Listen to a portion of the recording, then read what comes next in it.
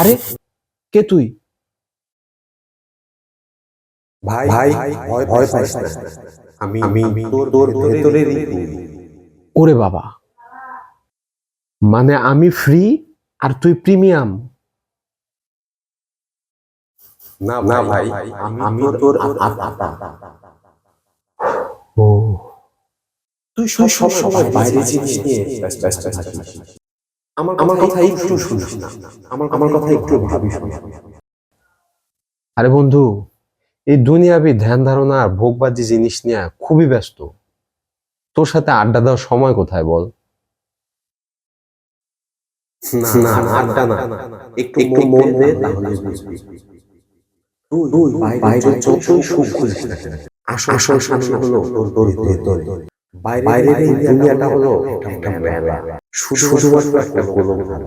আসল ধর্ম হলো তোর অন্তর। আচ্ছা ভাই, বুঝলাম। আজ থেকে আমি আমার ভেতরের আমিকেও সময় দেব।